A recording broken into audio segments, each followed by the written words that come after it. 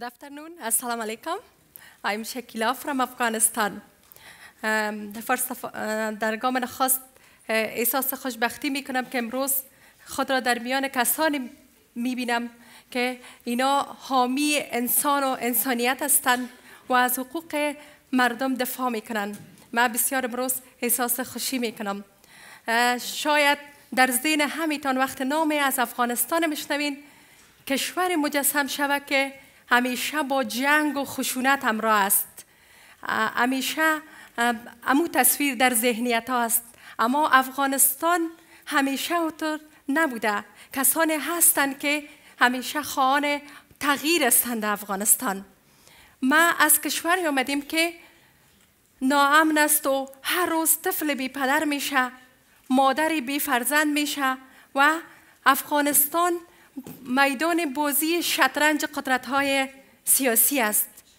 اما با آن هم در این کشمکش‌ها و در این آلات همیشه قربانی کودکان، زنان و غیر نظامیان بوده.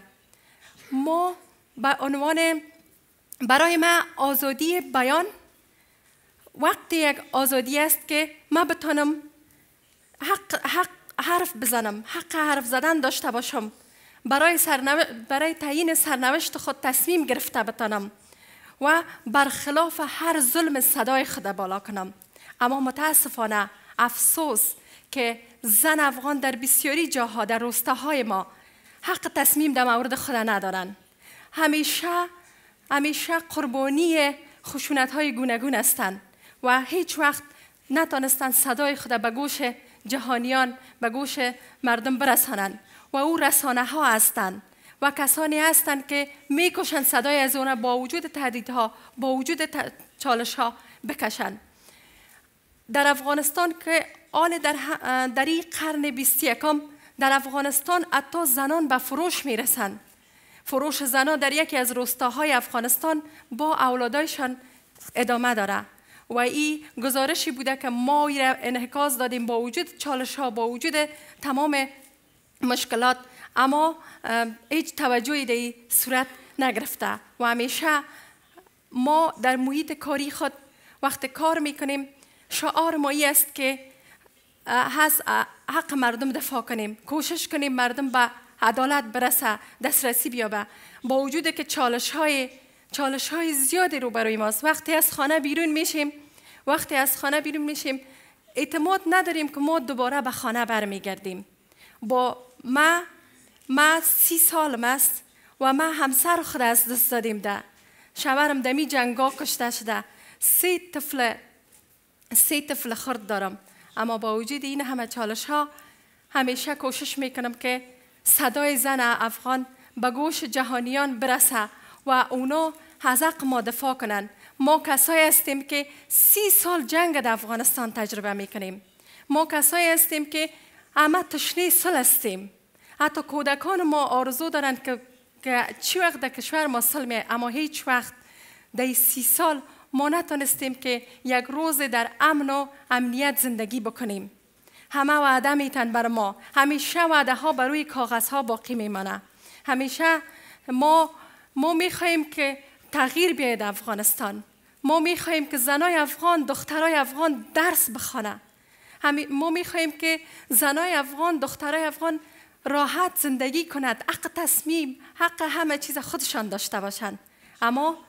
اما ایش نیاز به هماهنگی جدی داره، نیاز به تغییر ذهنیت مردا داره. در افغانستان زنها من حیث جنس دوم شناخته می شوند. من میشه توجه شما را به یک کلیپی که هست معطوف بداریم. این گفته ها من و تصویر بردارم از 2 خانه امن دیدار کردیم تا وضعیت زنانی را که در این خانه ها نگهداری می شوند از نزدیک بنگریم. در این گزارش ما سری به یکی از خانه های امن زدیم تا وضعیت زنان را از زبان خودشان بشنویم. در این خانه امن در حدود 20 زنی که مورد خشونت های گوناگون خانوادگی قرار گرفتند و از سوی خانواده هایشان پذیرفته نشدند نگهداری می شوند. در گام نخست خواستم تا از کسانی که در این خانه های امن به سر میبرند بپرسم که چرا در این خانه ها هستند. نورجهان یکی از 10 دختری است که از سوی اعضای خانواده‌اش مورد خشونت قرار گرفته است.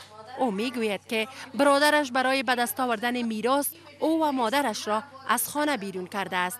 نورجهان که با مادر پیرش در این خانه امن است میگوید که برادرش مادرش را زندانی کرد و سپس او را نیز از خانه بیرون کرده است. او می‌افزاید که برادرش پولدار و زورمند است، از همین رو به هر نهادی که میرود سخنانش پذیرفته میشود. این بخشی از یک گزارشی است که از یکی از شلترهایی که زنایی که مورد تجاوزها و خشونت‌های گوناگون قرار گرفتند از او تهیه شده. سخنانان زیادی مشکلات کشورهایشان بیان کردند. ما تمامی مشکلات در این 30 سال تجربه کردیم و میکنیم. زنان به فروش میرسند. زنان ازدواج‌های زیر سن در افغانستان هنوز هم وجود داره. همه چیز تجاوزهای جنسی وجود داره، حتی بالای کودکان و روز به روز در حال افزایش است. دیده میشه کسایی که ظلم کرده، کسایی که در جنگ ها در 30 سال اخیر در افغانستان دست داشته هنوز هم در قدرت هستند. کسی نمیتونه از ترس که نام از او را افشا بکنه و او را به محکمه و به دادگاه بکشانه. خبرنگارای زیادی به عنوان مدافع آزادی و بیان و حقوق بشر در افغانستان کار میکنن و حتی جانهایشان از دست دادن که میتوان به صورت نمونه از چند تا از نام ببریم که اجمل نقشبندی و صمد روحانی و شیمای رضایی. این خبرنگارایی بوده که سانگ آماج، چندین خبرنگاری بوده که در این راستا کشته شده، اما هیچ کسی تا به حال قاتلین از او را بازداشت نکردن و هیچ کس به عدالت دسترسی نداره. حتی قانون رسانه ها، عدم حاکمیت قانون، ناامنی، این از چالش های عمده در افغانستان است. فقر، وجود زورمندا، حضور جنگ سالارا. وقتی که یک گزارش را تهیه میکنن، وقتی یک گزارش را تهیه میکنی تا به خانه انسان وقتی بیرون برای بخواه به خانه بره اراز داره که امو کس میایه و او را از بین میبره، اما هیچ کسی نیست که از او حمایت بکنه. ما نیازمند حمایت نهادهای مدافع حقوق بشر هستیم. ما نیازمند شما کسایی که از جامعه مدنی حمایت میکنین، نیازمند شماها هستیم. ما میخواهیم در کشور ما سال بیاید تا همه چیز رو به بهبود باشه. همیشه از مشکلات میگیم، همیشه از مشکلات گفتیم، اما هیچ وقت راه حلی به این مشکلات نبوده. همیشه تهدید شدیم، همیشه فساد اداری بوده در افغانستان و همین جامعه جهانی، همین نهادهای کمک کننده باز هم به کسایی کمک کردن که باز هم پول به جیبای شخصیشان رفته، به افراد فقیر، به افراد نادار، به افرادی که واقعا با پول نیاز دارن به اون نرسیده. و این همیشه تکرار شده، با وجود که اعلان میشه که افغانستان یک کشور آلوده با فساد است، اما با وجود از او هم باز امو روند ادامه داره. ما خواهان تغییر هستیم و در این تغییر همیشه ما نمیخوایم مثل 10 سال پیش صدای ما خفه شود. ما مبارزه میکنیم، اما در این مبارزه خود به خاطر آزادی بیان، به خاطر تغییر ذهنیت مردم. مرد سالاری در افغانستان حاکم است. همیشه زنها به عنوان جنس دوم در افغانستان شناخته میشن.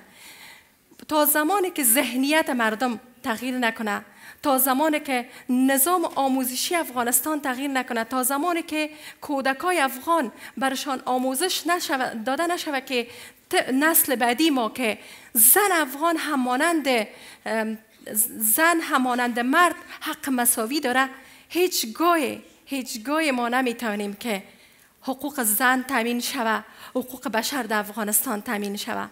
ما 30 سال وقت بسیار زمان کم نیست، یک عمر بسیار طولانی است. ما از شماها میخواهیم که با ما هم نوا و هم صدا باشین در حفظ آزادی بیان، در تامین حقوق بشر، در تامین حقوق افراد آلوده با فساد. وقت ما در گزارش ها و در همه چیز افشا ساختیم، افرادی که میلیاردها دلار عیف و مالی میکنن افشا ساختیم، افرادی که دست به هر نوع جنایت میزنن، اما هیچ کدام از او تا به حال به دادگاه کشانیده نشده. هیچگاه ما شاهد به دادگاه کشیدن یک مقام بلندپایه نبودیم. چرا؟ قانون نیست، قانون حاکم نیست. وقتی یک خبرنگار تخطی میکنه مستقیما به دادگاه و به سارنوالی معرفی میشه، در حالی که قانون رسانه وجود داره اما عملی نمیشه. هیچ راه حل، هیچ کار نیست که راه حل نباشه، اما تعهد مهم است. ما از کسایی که ما را کمک میکنن میخواهیم که تعهد داشته باشن با آینده افغانستان. مردم افغانستان این مشکلات را که دیگه کشورها دارن بیان کردن، این مشکلات اونا تازه دامنگیرشان شده، اما ما هر روز تجربه کردیم. هر لحظه این مشکلات نزد ما بوده و تجربه کردیم و این مشکل بوده.